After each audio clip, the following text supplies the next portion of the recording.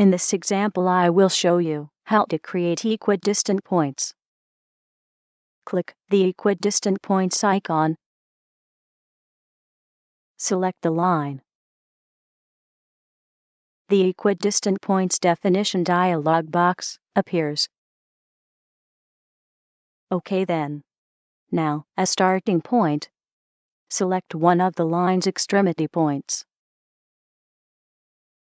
As you see, the parameters and spacing fields automatically become editable. By default, the points and spacing parameter option is displayed. The spacing value represents the distance between two consecutive new points. Set new points equals 4 and spacing equals 25.